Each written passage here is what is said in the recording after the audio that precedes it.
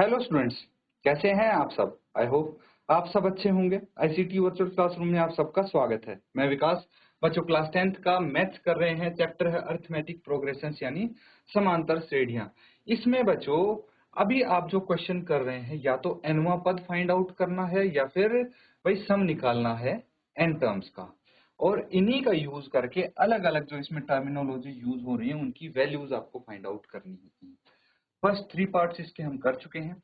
Fourth part से start करेंगे। क्या इसमें गिवन है, ये देखिए A3 S10 दो चीज गिवन है। अगर ये कोई एपी है तो उस एपी की दो चीजें आपको गिवन है, A3 और S10। फाइंड करना है D एंड A10, है ना। ये चीज फाइंड आउट करनी है। तो चलिए फटाफट कोशिश करते हैं। A3 और S10 गिवन है, लिख लीजिए।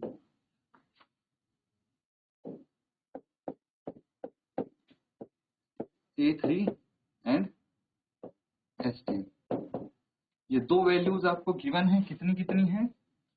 A3 है 15, S10 है 125। 15 एंड 125, ए और डी आपको फाइंड आउट करने हैं। तो कैसे फाइंड आउट करेंगे बच्चों? सबसे पहले हम an is equal to A plus N minus one into T, ये लिख लेते हैं। पता है ना nवां पद का फॉर्मूला ये होता है। अब क्या हमें an की वैल्यू पता है? तो an यहाँ पे हम 3 ले लेते हैं, है ना। A3 ले लेते हैं। तो देखते हैं A3 is equal to A plus 3 minus one into T. तो देखिए सब कुछ पता होगा, ए और डी हमें नहीं पता, है ना। यहाँ पे तो A3 कितना है 15 is equal to A plus 2d। इसको मैं एक समीकरण मान लेता हूँ, इक्वेशन 1 नाम दे देता हूँ, क्योंकि यहाँ पे दो चीजें हमें नहीं पता। तो एक इक्वेशन ये बन गई है। दूसरी इक्वेशन कहाँ से आएगी, चलिए देखते हैं। आपको S10 दिया है, Sn की वैल्यू क्या होती है? क्या आपको पता है Sn की वैल्यू? Sn का मान क्या होता है? n बाय 2 इंटू ए प्लस एन, यही होता है। तो अब देखिए यहाँ पे आपको क्या चीज निकालनी है। L की जगह हम पूरा फॉर्मूला लिख दें, है ना। तो क्या आ जाएगा पूरा फॉर्मूला? 2a प्लस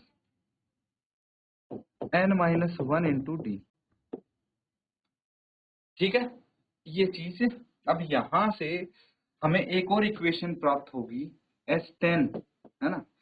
S10 की वैल्यू आपको गिवन है, तो n 10 हो गया। सीधा सीधा लिख सकते हैं 2a plus 10 minus one into D. तो देखिए यहाँ भी सभी वैल्यू सभी मान पता है, बस a और d को छोड़ के। S10 कितना है 125, ये कितना आ गया कैंसिल आउट करके 5, ठीक है, इंटू 2a प्लस 9d, यही आ गया। तो ब्रैकेट को फिर हम ओपन भी कर देते हैं। 125 इज इक्वल टू 5 दूनी 10a प्लस 45d, ये आ गया आपका समीकरण 2। तो देखिए दो इक्वेशंस आपके पास हैं, ये इक्वेशन 1, ये इक्वेशन 2। अब इन दो समीकरणों की मदद से आपको क्या निकालना है, देखिए। अब याद कीजिए भाई, pair of linear equation in two variable, ये चैप्टर आपने पढ़ा है, ठीक है। तो उस चैप्टर को याद करने की कोशिश कीजिए। वहां पे आपको दो अननोन वेरिएबल दिए जाते थे और दो ही समीकरण होते थे, जिनसे आप वैल्यूज निकाल लेते थे दोनों ही वेरिएबल की। कहाँ कहीं पे वहां x एंड y होता था, कभी कभी u v कुछ भी हो सकता था। लेकिन यहाँ पे भी आपको देखिए कुछ कुछ वैसा ही दिख रहा है।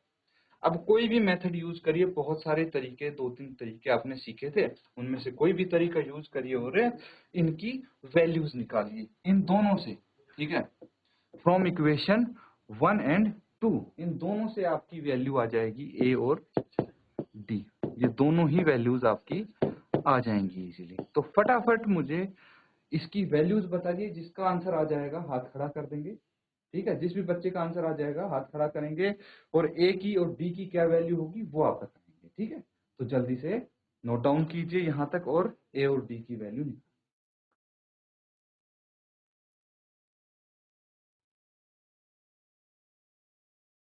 तो बच्चों क्या किसी का आंसर आया है?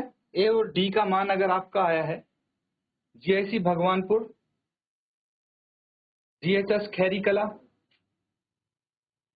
किसी भी बच्चे का अगर आंसर आ गया है, हाथ खड़ा करके आंसर बताएंगे आप। हैंड रेज कर लीजिए अगर आपका उत्तर आ गया है तो।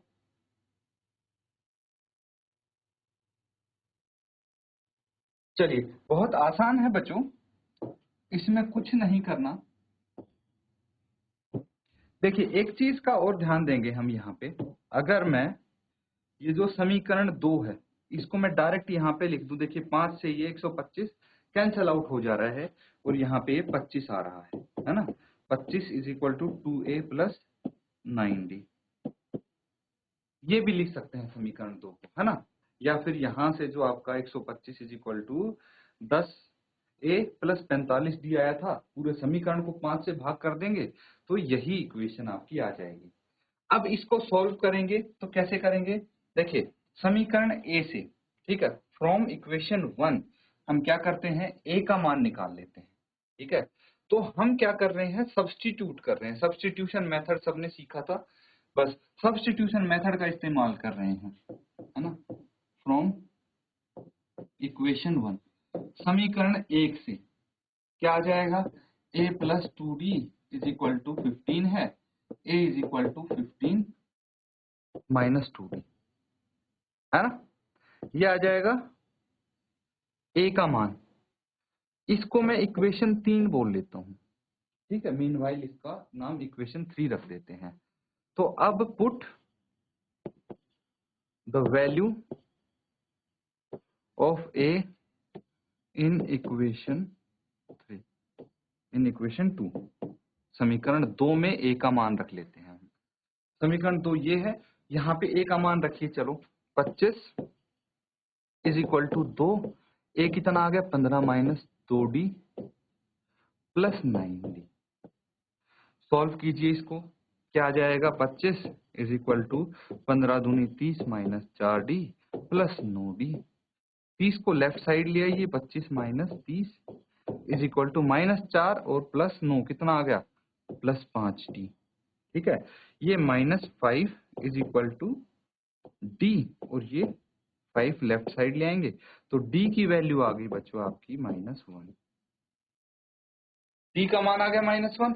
अब d का मान जो आया है उसको हम समीकरण 3 में रख देंगे, ठीक है। Put value of d in equation 3। चलिए, पुट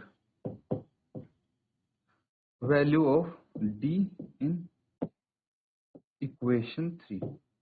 समीकरण 3 क्या है, ये है, तो a is equal to 15 minus 2 और d है -1। कितना आ जाएगा, a आ जाएगा बच्चों 15 plus 2, that is a is equal to 17। यही दो निकालने थे, a और d, ये आ गए हैं। तो यहाँ पे हमने सब्स्टिट्यूशन मेथड किया है यूज। आप एलिमिनेशन मेथड यूज करना चाहते हैं तो वो भी कर सकते हैं। अगर आपको एलिमिनेशन मेथड यूज करना है तो उसके लिए आपको समीकरण 1 को 2 से गुना करना पड़ेगा। फिर देखिए a के कोफिशिएंट बराबर हो जाएंगे और आप का d का मान आ जाएगा। फिर d का मान किसी भी एक समीकरण में रख देंगे तो a का आ जाएगा। इस तरह भी कर सकते हैं आप। नोट डाउन कर लीजिए बच्चों इसको।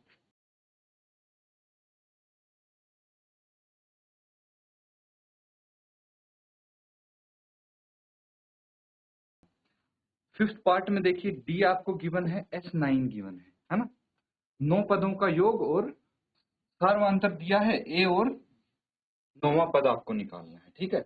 इसी तरह 6, 7, 8 देखिए, सब आप वैसे ही कर सकते हैं। तो ये सारे पार्ट्स आप होमवर्क में करेंगे बच्चों।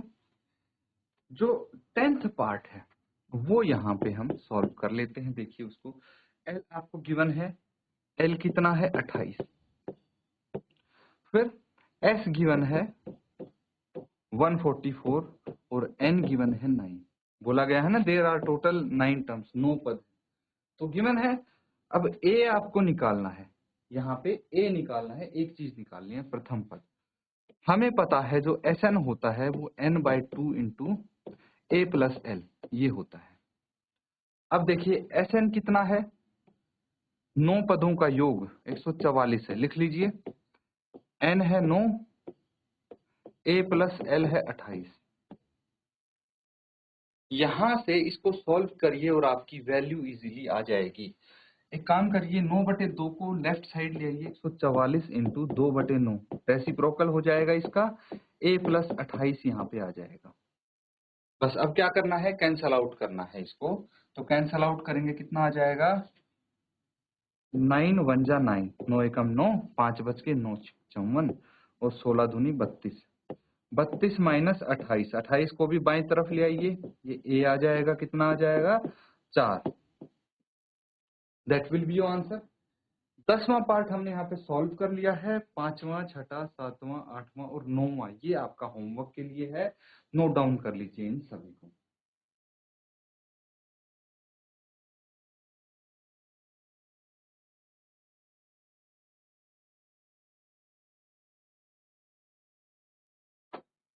तो बच्चों ये कर लिया है सबने नोट डाउन, होमवर्क जरूर करके लाएं अपना।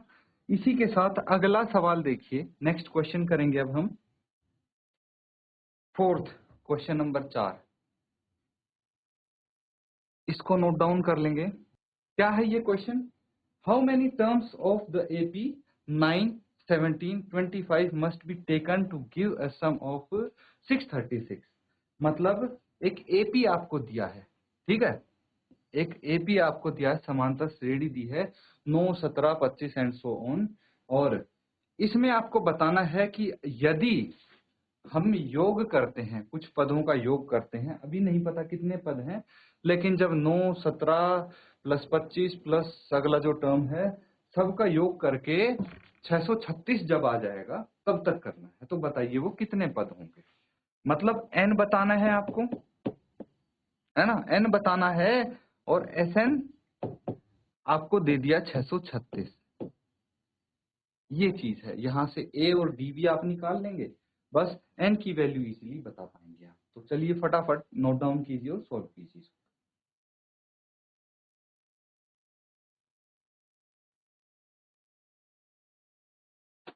तो बच्चों आंसर आपने किया होगा, चलो बहुत अच्छी बात है अगर आपका आंसर आ गया है तो।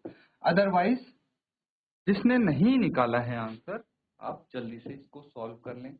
देखिए सबसे पहले क्या निकालना है हमें, हमें निकालना है n, है ना, कि कितने पदों का योग 636 आता है। तो आप यहाँ पे लिख लेंगे लेट सम 636, या फिर आप सीधा लिख लेंगे let there be n terms of this AP. इस एपी के n पद मान लेते हैं, ठीक है, n पद होंगे जिनका सम 636 आ जाएगा। क्लियर है। अब यहाँ पे a आपको पता है 9 है, और d कितना हो जाएगा 17 माइनस 9 कितना आ गया 8, ये चीज पता है। और Sn कितना है 636, 636 सम हो गया, योग हो गया। चलिए फटाफट इसको अब आगे सॉल्व कर लेते हैं। मुझे पता है Sn कितना है n/2 into 2a plus n-1 into D, ये सूत्र होता है। वैल्यूज रख लेंगे फटाफट। Sn 636 है, लिख लीजिए। n कितना है नहीं पता, तो n/2 n को एज इट इज रहने देंगे। a कितना है 9 है, n-1 इंटू डी 8 हो गया। बस यहां से इसको हल करने की कोशिश करते हैं, ठीक है।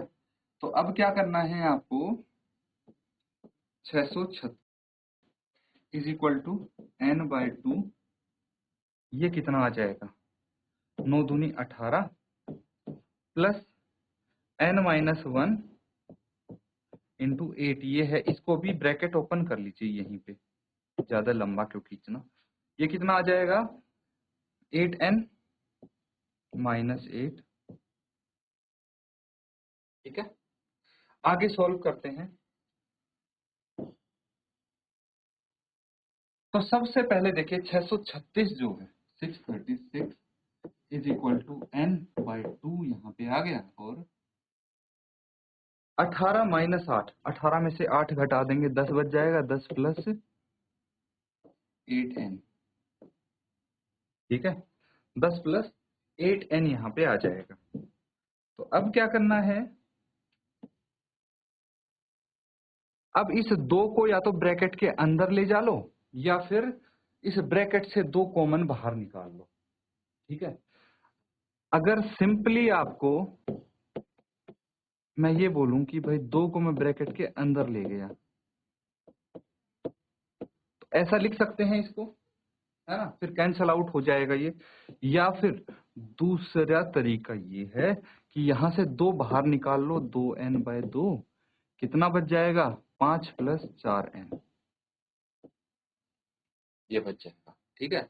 2 से 2 कैंसिल आउट हो गया, ये आ गया 636 इज इक्वल टू एन को मल्टीप्लाई कीजिए, कितना हो जाएगा 5n प्लस 4n²। अब सबको एक ही तरफ ले जाइए आप, ठीक है, क्या हो जाएगा 4n² plus 5n minus 636 is equal to 0। तो ये आपका क्वाड्रेटिक इक्वेशन यानी द्विघात समीकरण चैप्टर किया था, उसका यूज यहाँ पे आ गया है। अब क्या करना है आपको, मिडल टर्म स्प्लिट करके और n की वैल्यू निकाल लीजिए।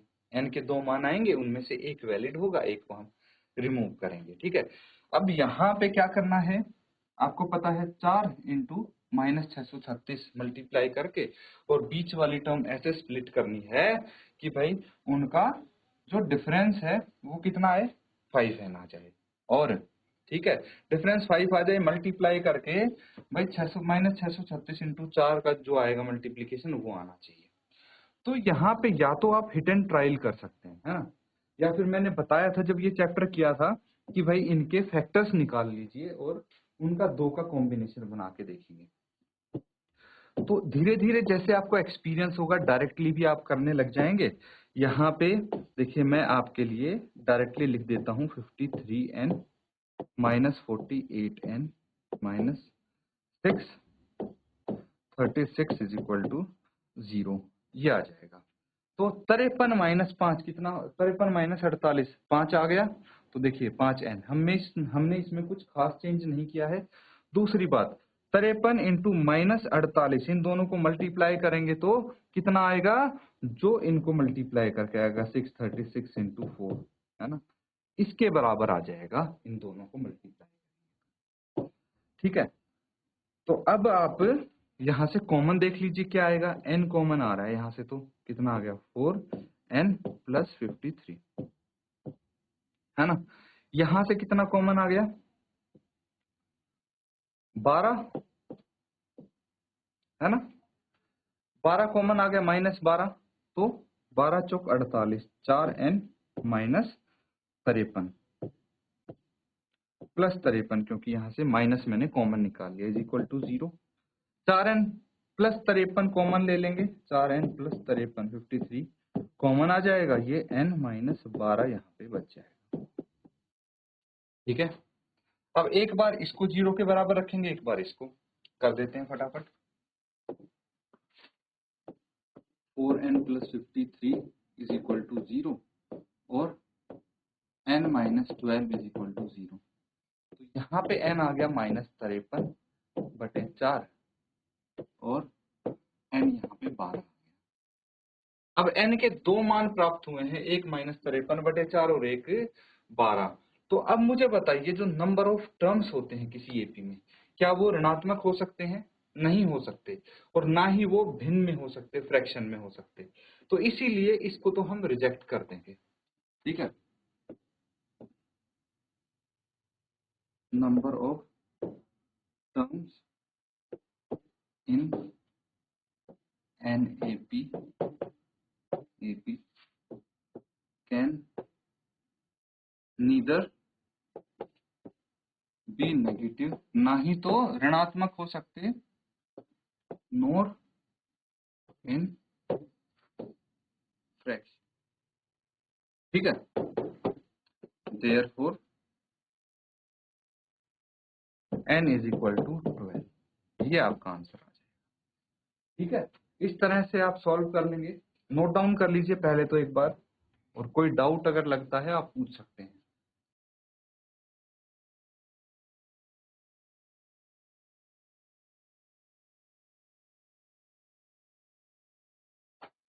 तो ठीक है बच्चों, ये कर लिया नोट डाउन, इसको भी कर लीजिए। ठीक है, ये आपका फाइनल आंसर आ गया। एन निकालना था, एन हमने निकाल दिया है। तो इस तरह से बच्चों आपके सामने काफी सारे क्वेश्चंस आएंगे, बस आपको जो फॉर्मूले यहाँ पे सीखे हैं वही अप्लाई करने हैं। तो प्रैक्टिस जरूर करते रहें। इसी के साथ आज का सेशन यहाँ पे एंड करते हैं। Thank you and have a nice day.